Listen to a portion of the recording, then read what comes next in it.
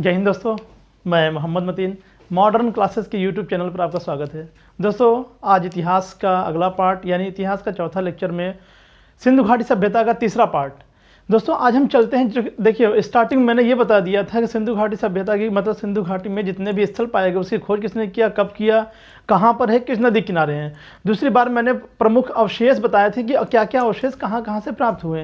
दोस्तों, आज जो हम बात करने जा रहे हैं वहाँ की यानी सिंधु घाटी सभ्यता में, हड़प्पा सभ्यता में वहाँ के सामाजिक व्यवस्था, धार्मिक रीति रिवाज तथा वहाँ के जो अवशेष मिले उसके आधार पर हम पता लगा सकते हैं कि सिंधु घाटी सभ्यता के लोगों के जीविकोपार्जन कैसे चलता था। दोस्तों, चलिए आइए बात करते हैं हम नगर नियोजन। अगर नगर नियोजन की बात करें दोस्तों, तो आपको पता है कि पहले के लोग शहरी थे यानी कि नगरीय थे। नगरी का मतलब ही होता है कि नगरवासी थे, यानी कि पहले के लोग यानी आज से 2500 साल पहले की बात करें तो क्या थे, वो शहरी थे। किस आधार पर? देखिए, हड़प्पा सभ्यता की सबसे प्रभावशाली विशेषता उसकी नगर योजना। नगर योजना का मतलब यही है कि वहाँ पे जो नगर बने हुए थे, जो घर बने हुए थे, वो पक्के ईंटों के बने हुए थे और तथा वहाँ के जो जल निकास की प्रणाली थी। आज की डेट में हम लोग क्या बोलते हैं, उसको गटर बोलते हैं, नाली बोलते हैं, बड़े बड़े नाले होते हैं। तो पहले के लोग यानी 2500 साल पहले भी लोग बीच घर में कुआं होता था, उस कुएं से पानी निकालते थे, नहाते थे और नालियाँ बनी होती थी। जा के बड़े नाले मिलता था, बड़ा नाला क्या करता था, वो जाके नदियों में मिला देती थी। तो दोस्तों, इसी तरीके से कहने का मतलब है कि अगर यहाँ पे देखा जाए तो नगर नियोजन तथा जल निकासी की प्रणाली थी, जिससे ये पता चलता है कि पहले के लोग शहरी थे। आगे बात करते हैं। कालीबंगा के अनेक घरों में अपने अपने कुएँ थे। इसका ये मतलब है कि जैसे आज के डेट में लोगों के यहाँ समरसेबल या टुल्लू पंप लाइक दिस यानी कि हैंड पंप भी होता है, तो पहले के लोग क्या, ये सब टेक्नोलॉजी तो थी नहीं, तो क्या करते थे पहले के लोग, 2500 साल पहले सिंधु घाटी सभ्यता के लोग क्या करते थे, वो अपने मकान के अंदर यानी एक आंगन होता था, आंगन में क्या करते थे, वो एक कुआं बना देते थे, जिससे कि आराम से लोग पानी निकाल के अपना यूज़ कर सके, पी सके। ठीक है। हड़प्पा कालीन भवनों को 3 श्रेणियों में विभाजित किया जा सकता है या किया जा सकते हैं। क्यों? क्योंकि वो विभाजित करके चले गए। अब हमें तो आइडिया है नहीं कि क्यों विभाजित किए थे, लेकिन हम लोग विभाजित कर सकते हैं। कैसे? पहला था आवासीय भवन, यानी जो छोटे छोटे कमरे हुआ करते थे उसको हम लोग आवासीय भवन बोलते हैं। यानी इतिहासकार ने उससे बोला कि इसमें ज़रूर लोग रहते होंगे।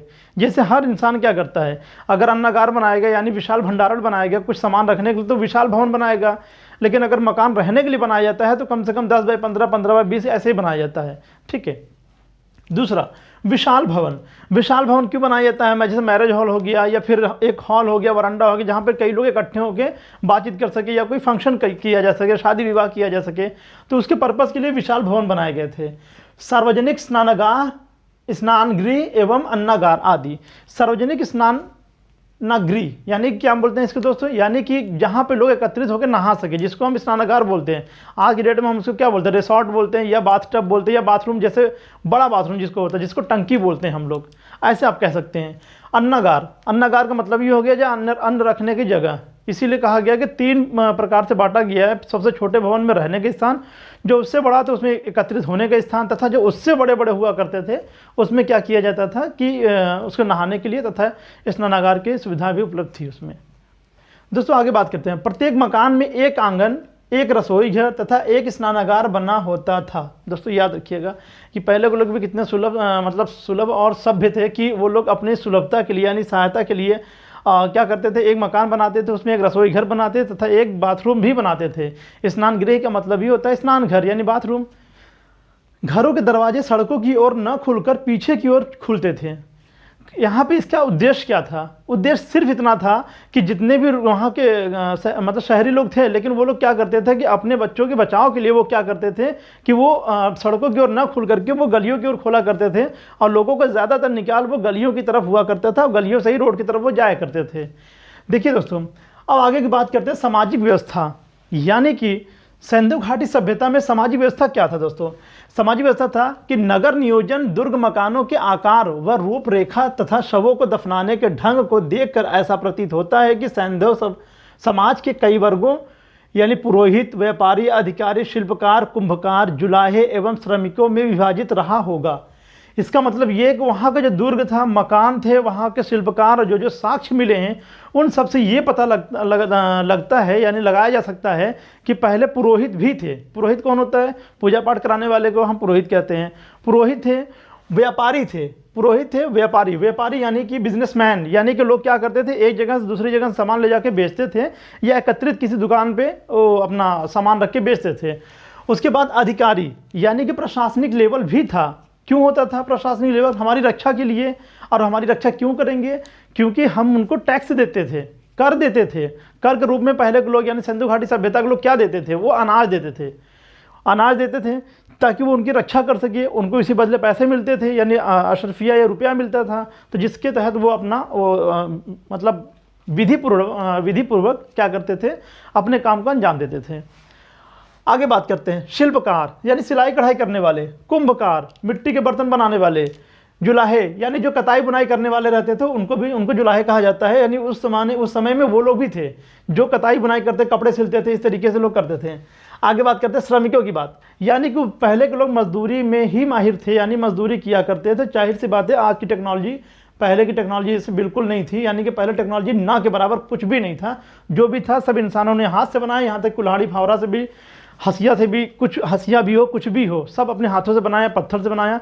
इसका मतलब ये है कि पहले टेक्नोलॉजी नहीं थी, सब लोग अपने हाथ से बनाया करते थे। ये है वहाँ की सामाजिक व्यवस्था है, सामाजिक जीवन है। आगे बात करते हैं प्रमुख खाद्यान्न में, यानी क्या अन्न यूज़ किया करते थे खाने में। हड़प्पा सभ्यता के लोग शाकाहारी एवं मांसाहारी दोनों थे।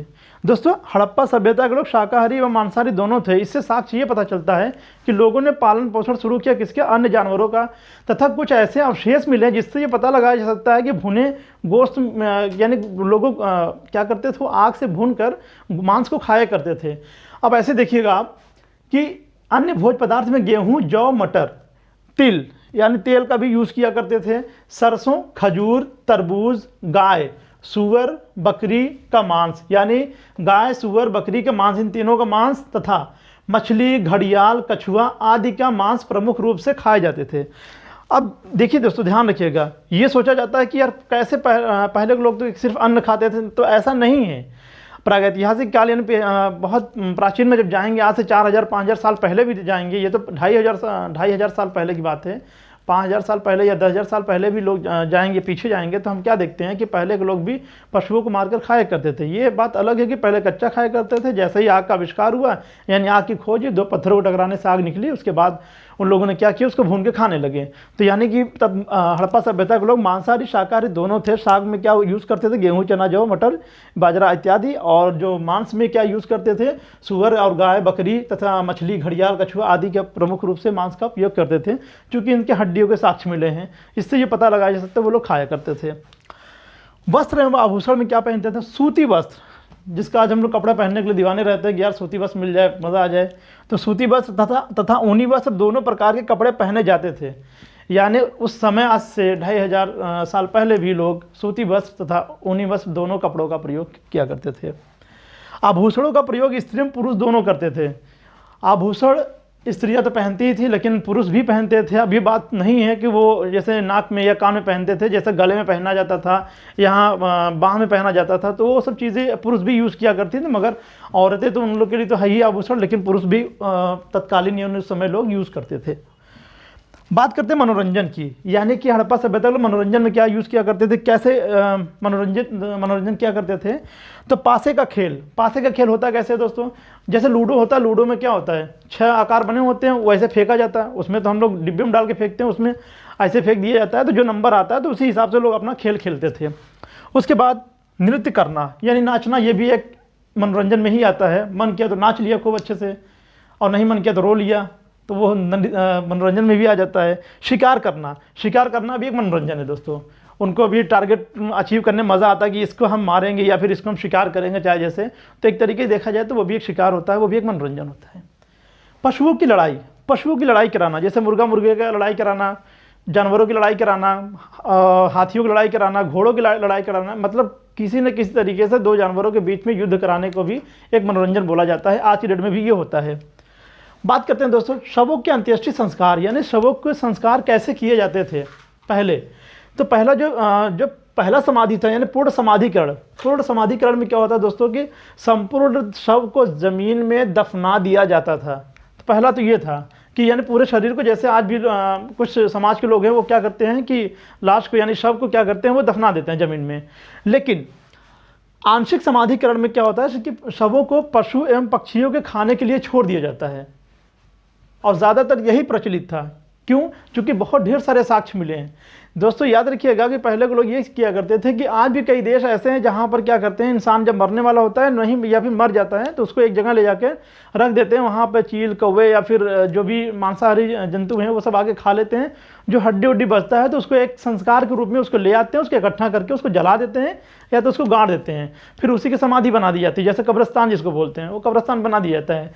तो पहले के लोग भी ऐसे ही थे, यानी कि वो क्या करते थे, शवों को, पशुओं को, पक्षियों के खाने के बाद बचे शेष भाग को दफना दिया जाता था।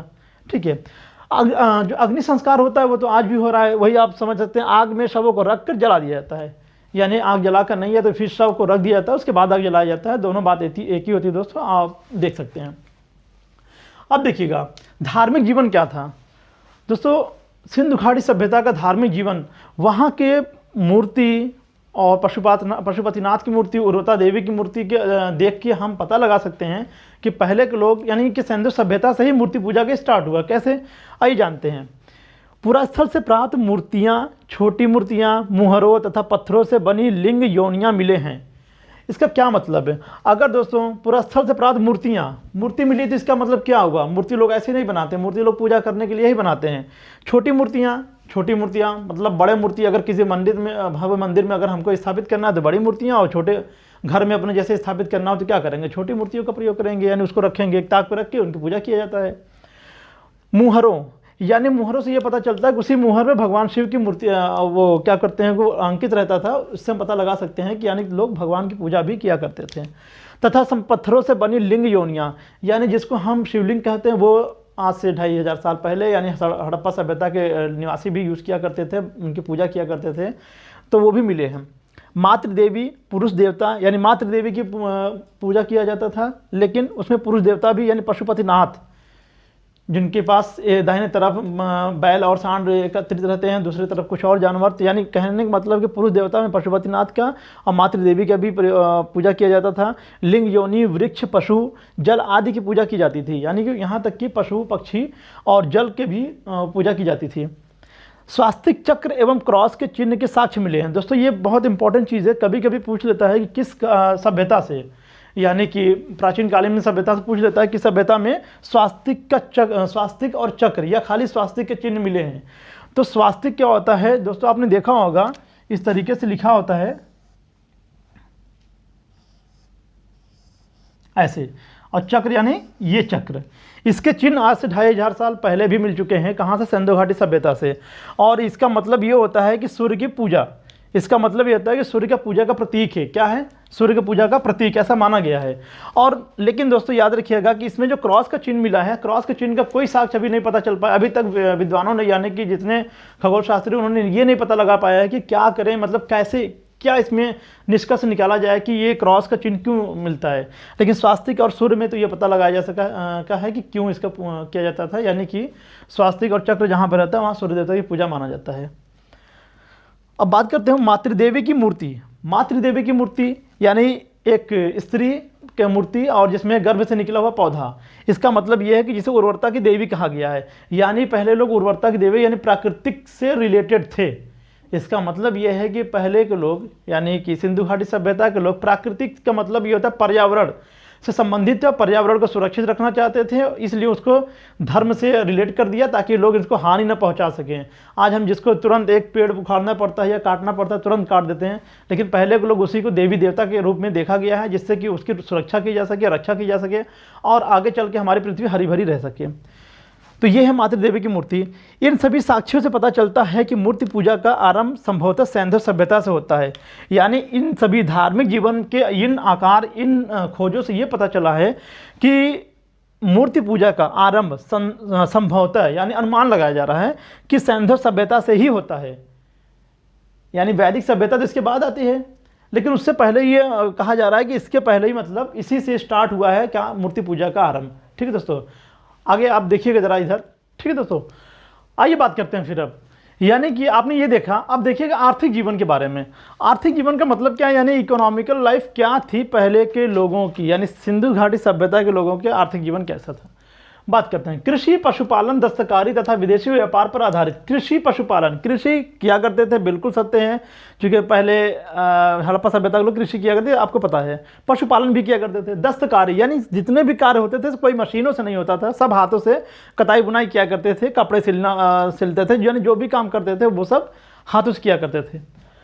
अब बात करते हैं विदेशी व्यापार पर आधारित है, यानी बिल्कुल सत्य बात है। यानी विदेशी व्यापार करने के लिए लोग एक जगह से दूसरी जगह, एक देश से दूसरे देश तक जाते थे, कैसे नाव से जाते थे और व्यापार करते थे। मान लिया हमारे यहाँ जौ का उत्पादन होता है तो हम जौ देकर उनसे कुछ अन्य मसाले खरीदते थे, या कुछ भी खरीदना होता था हम खरीदते थे। जैसे आज हो रहा है, आज भी हम क्या करते हैं, अगर हमारे यहाँ टमाटर ज़्यादा होता है तो हम दूसरे देश में भेजते हैं, कहीं से पेट्रोल हम मंगाते हैं तो हम अपने यहाँ गेहूँ या चावल भेजते हैं, क्योंकि हमारा गेहूँ चावल और गन्ना ज़्यादा होता है। तो इसी तरीके से विदेशी व्यापार पहले भी था, आज भी है। यानी पहले के लोग व्यापारी थे, पहले के लोग शहरी थे और व्यापार किया करते थे। फसल काटने के लिए पत्थर के हंसिए का प्रयोग किया जाता था। पहले यहाँ देखिएगा, हलों से खेतों की जुताई होती थी, बिल्कुल ठीक है, यानी कि हलों के साक्ष्य भी मिले हैं और उसके बाद वहाँ पे जुते हुए खेत के साक्ष्य मिले हैं। और वो जो हल होते थे वो लकड़ी के बने होते थे। फसल काटने के लिए पत्थर के हंसिए का प्रयोग किया जाता था। हंसिया होता है पत्थर के बने होते, टेढ़ा होता था, जिससे फसल को काटा जाता था, यानी हंसिया का भी साक्ष्य मिले हैं, पहले के लोग हंसिए का प्रयोग किए हैं। 9 प्रकार के फसलों के साक्ष्य मिले हैं दोस्तों। 9 प्रकार के फसलों के साक्ष्य में जिनमें सबसे पहले नंबर पे आता है चावल के साक्ष्य मिले हैं। उसके बाद फिर गेहूं के साक्ष्य मिले हैं, और गेहूं में 3 किस्म के साक्ष्य मिले हैं, यानी मोटे दाने, मझले दाने और छोटे दाने के साक्ष्य मिले हैं, ऐसे समझिएगा। जौ के 2 किस्म मिले हैं, उसमें मोटे और पतले दाने के साक्ष्य मिले हैं। तो जौ के 2 किस्म हो गए, खजूर, तरबूज, मटर, राई, तिल आदि के साक्ष्य मिले हैं। यानी कुल अगर बात करते हैं, अब फसलों की बात करें तो 9 प्रकार के फसल, यानी 9 प्रकार के फसल कुल मिले हैं सिंधु घाटी सभ्यता से, अलग अलग जगहों से। लेकिन प्रमुख खदान गेहूं तथा जौ था। यानी अगर प्रमुख खदान की बात करेंगे तो गेहूं तथा जौ था मेन मुख्य, जो हर जगह से मिले हैं। अब बात करते हैं राजस्व के रूप में अनाज लिया जाता था। राजस्व के रूप का मतलब क्या है दोस्तों? आज हम भी टैक्स देते हैं, वैट देते हैं, तो हम अशर्फी मतलब पैसा देते हैं। पहले पैसे को उतना ऊपर चलो नहीं था, तो लोग एक चीज़ लेने के लिए दूसरा चीज़ दिया करते थे। यानी अगर हमारे पास जौ था तो दूसरे से हम गेहूँ ले लेते हैं। तो इसी तरीके से राजस्व के रूप में लोग अनाज दिया करते थे, कि अगर जितना भी, अगर जो महंगा होता तो उसको कम लिया जाता था, जो सस्ता होता था उसको ज़्यादा लिया जाता था, यानी कर के रूप में, ऐसे समझिएगा। कर दिया करते थे लोग, तो अनाज को ही देते थे। कपास उत्पादन का श्रेय सिंधु सभ्यता को ही जाता है। यानी कपास उगाने के लिए, यानी कपास का सबसे पहला जो प्रमाण मिलता है वो सिंधु घाटी सभ्यता से मिलता है। और ये भी कहा जाता है कि कपास का सबसे पहला पहले जो सबसे पहले उगाया गया था वो सिंधु घाटी सभ्यता में ही उगाया गया था। हड़प्पा के लोग बैल, भेड़, बकरी, सुअर आदि पालते थे। पशु में कई पशु पालते थे, जिनमें मुख्य हैं भेड़, बैल, बकरी तथा सुअर, और मांस भी खाया करते थे लोग, ये तो मैंने पहले ही बता दिया। अब बात करते हैं लिपि की बात। सिंधु लिपि में 64 मूल चिन्ह मिले हैं, जिसके अंतर्गत 250 से 400 अक्षर मिले हैं। तौलने मापने के लिए बाट, यानी जिसको आज हम बोलते हैं वेट, उसको वो भी साक्ष्य मिले हैं कि लोग अनाज को तौलने के लिए क्या करते थे, बाट का प्रयोग किया करते थे। और वो बाट कैसा होता था? घनाकार होता था, वर्तुलाकार होता था, बेलनाकार होता था तथा शंक्वाकार भी होता था। हड़प्पा सभ्यता की लिपि की लिखावट दाईं से बाईं ओर होती थी। यानी कि जैसे हम लिखते हैं बाईं से दाईं ओर, तो वो कैसे लिखते थे? वो दाईं से बाईं की ओर लिखते थे। यानी कहा जाए तो उसको हम उर्दू, फारसी तथा अरबी की तरह लिखते थे। हड़प्पा संस्कृति की सबसे उत्तम कलाकृतियाँ हैं उसकी मोहरें। सबसे अच्छे किस्म की जो कलाकृतियाँ मानी गई, सबसे विशेष किस्म की मानी गई है, वहाँ की मोहरें मानी गई हैं। अब तक लगभग 2000 मोहरें प्राप्त हुई हैं टोटल। अगर सिंधु घाटी सभ्यता की बात करें, वो चाहे जो भी जगह हो, चाहे वो रोपड़ हो, कालीबंगा हो, बनवाली हो, चनहुदड़ो हो, लोथल हो, और आलमगीरपुर हो, मांडा हो, सुतकांगेडोर हो, इन सबको मिलाकर 2000 अशर्फियाँ मिले हैं, जिनमें सबसे अधिक अशर्फियाँ मिली हैं मोहनजोदड़ो से कुल 500 अशर्फियाँ मिले हैं। तो यानी कहा जाए तो सबसे अधिक अशर्फियों वाला स्थल कौन सा है? वो मोहनजोदड़ो है। ठीक है, अब बात करते हैं सबसे प्रमुख बातें, यानी जो विशेष बातें हैं उसके बारे में। यानी कि हड़प्पा सभ्यता के पतन या विलुप्त होने के प्रमुख कारण हो सकते हैं। हुआ या नहीं हुआ इसकी बात नहीं कर रहे हैं, हो सकते हैं, ध्यान दीजिएगा। क्या हो सकते हैं? पहला क्या कह रहा है? बाह्य आक्रमण। जब कभी बाह्य आक्रमण यानी विदेशी जब आक्रमण होता है, या एक राजा दूसरे राजा के यहाँ हमला करता है यानी आक्रमण करता है, तो वो सबसे पहला टारगेट बनाता है कि वो आर्थिक स्थिति को कमज़ोर करता है। आर्थिक स्थिति में क्या होता है? जितने भी अन्न अनाज होते हैं उसको ले लेता है, जितने भी अशरफियाँ, जितने भी खजाना होता है उसको ले लेता है, जिससे कि उनकी आर्थिक स्थिति खराब हो जाएगी। तो क्या करेगा अगला आदमी, वो बिल्कुल हमारे अधीन हो जाएगा और हमसे मदद मांगेगा तो हम कहेंगे तो हमारे अधीन हो जाओ। लेकिन जब वो आक्रमण करता है तो क्या आपने कभी सुना है कि वो आएगा तो पूरे सब सारे के घरों को गिराएगा, फिर उसको तोड़कर फिर उसको दफना देगा सबको, तब मानेगा? ऐसा नहीं होता है। तो यानी ये भी कहा जाए तो ये भी उतना सटीक नहीं बैठता है, लेकिन ऐसा माना जाता है। अब बात करते हैं जलवायु परिवर्तन की। यानी जलवायु में कौन से ऐसे परिवर्तन हुआ रहा होगा कि जिसके कारण जलवायु में ऐसे परिवर्तन हुए कि सब लोग एक साथ मर गए और मरने के बाद दफन हो गए, दफन होने के बाद उनके ऊपर यानी उनके मकानों को भी ढहा दिया। वो जलवायु परिवर्तन में नहीं आएगा। वो बात यह है कि वो अन्य प्राकृतिक आपदा में आएगा, लेकिन जलवायु परिवर्तन में नहीं आएगा। विदेशी व्यापार में गतिरोध, कहा जाता है कि विदेशी व्यापार में गतिरोध के कारण हो सकता है कि विदेशी लोग ऐसे कुछ किए हों जिसके कारण वो लोग दफन हो गए, यानी कि वो लोग मृत हो गए। तो ऐसा भी कोई साक्ष्य, स्पेशल साक्ष्य नहीं मिलते हैं। साधनों का तीव्रता से उपभोग, यानी साधन, जो साधन हम उपभोग कर रहे थे, जो साधन हम यूज़ कर रहे थे, यानी ऐसा कैसे हो गया कि सारे साधनों को हमने खा लिया, खाने के लिए मर गए, फिर उसका हम लोग उसी में दफन हो गए। तो ये भी साक्ष्य उतने मिलते नहीं, लेकिन ये विद्वानों के मत है, अपने अपने मत हैं और इस पर उन्होंने प्रूफ भी किया है। अगर इसके विधिवत पढ़ेंगे, देखिए हमारा उद्देश्य क्या है कि हमको पूरी तरीके से विधिवेत्ता नहीं बनना है। हमारा टारगेट है कि मेन हमें लक्ष्य की प्राप्ति करना, और लक्ष्य की प्राप्ति कैसे होगा, हमको ये पता है कि हमें इतने में से ही हमारे एग्जाम में पूछेगा तो हमको इतना ही पढ़ना है, वरना हम चलेंगे एक एक लोग की किताब पढ़ना शुरू करेंगे तो पता चला हम साल भर इसी की तैयारी करते रहेंगे। ठीक है, अब बात करते हैं बाढ़ एवं अन्य प्राकृतिक आपदा। दोस्तों इसको जो अंडरलाइन किया गया इसलिए किया गया क्योंकि सबसे जो सटीक विवरण मिलता है इसी का मिलता है।